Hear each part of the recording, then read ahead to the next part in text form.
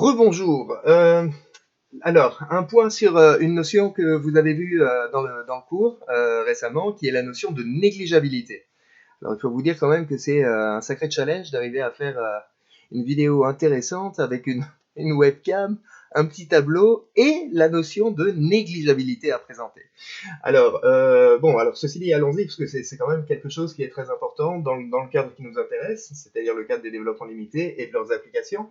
Tout d'abord, la définition, on dit qu'une fonction f est négligeable devant g, au voisinage de a, et ce qu'on écrit comme ça, donc petit f égale à un petit taux de a de g de x, si la fonction f, en fait, c'est g multiplié par quelque chose de tout petit, c'est-à-dire quelque chose qui est un epsilon de x qui va tendre vers 0 lorsque x tend vers a.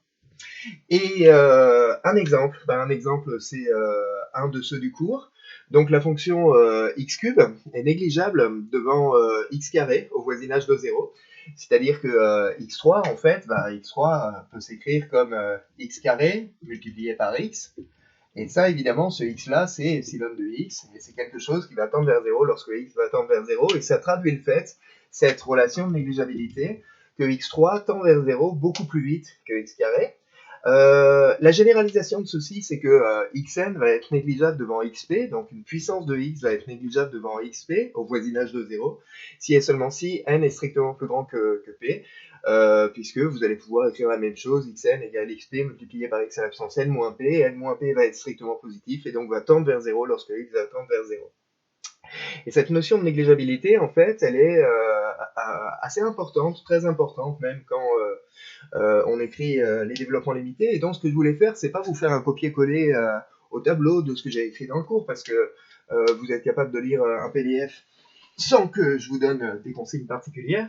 C'est plutôt d'essayer de vous donner un exemple éclairant, un parallèle qui va peut-être vous aider à comprendre pourquoi on fait intervenir ceci et où ça intervient finalement. Alors, le parallèle est le suivant. D'un côté, vous avez la fonction exponentielle. Et d'après la formule de Taylor, ou d'après le formulaire, enfin ça revient au même, la fonction exponentielle admet un développement limité, et qui est, si on écrit les premiers termes, 1 plus x carré sur 2, et ainsi de suite, et ainsi de suite.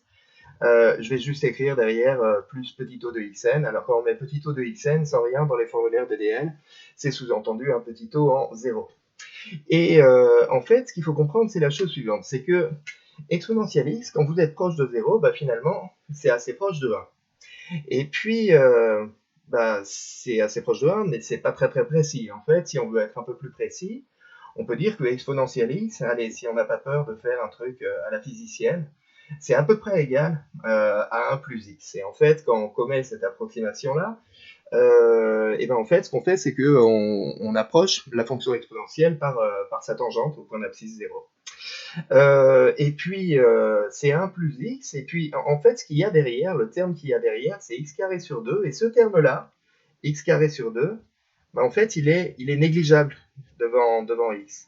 C'est-à-dire que ce qu'on va rajouter après, finalement, c'est un terme qui va être négligeable par rapport à ce qui précède, et ça va juste permettre de préciser finalement ce que vaut la fonction, c'est-à-dire que quand on va rajouter des termes en x carré, en x3 et ainsi de suite, ce qu'on va faire, c'est qu'on va préciser la valeur de exponentielle x.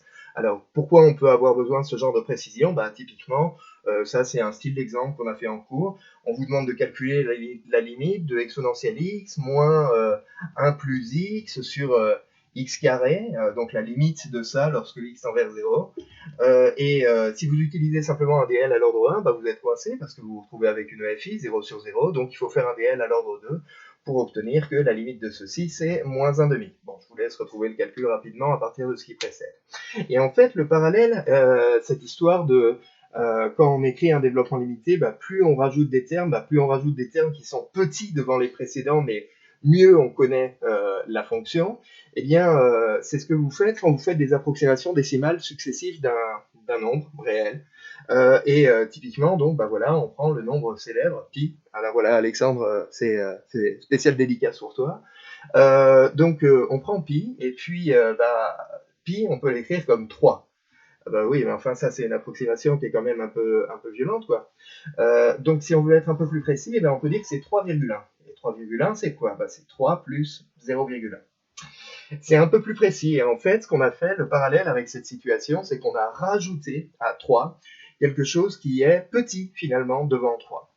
Et si on veut être encore plus précis, parce qu'on cherche à comparer pi avec un autre nombre, 3,15 par exemple, ou 3,2 ou 3, et ben, on va rajouter encore quelque chose qui va être un peu plus précis, qui va permettre de connaître encore un peu plus précisément pi.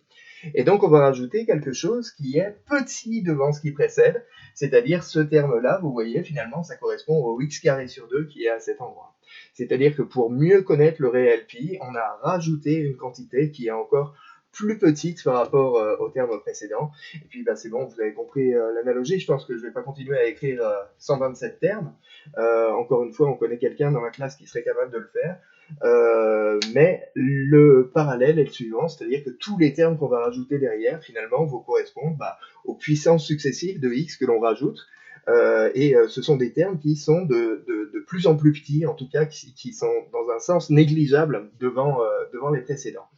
Donc voilà le parallèle que je voulais vous donner, l'illustration, l'image que je voulais vous donner sur les développements limités et sur la notion de négligeabilité. Bon, j'espère que ça vous aidera. Et puis de toute façon, on peut en reparler par mail ou par le moyen de communication de votre choix. Voilà, bonne suite de journée.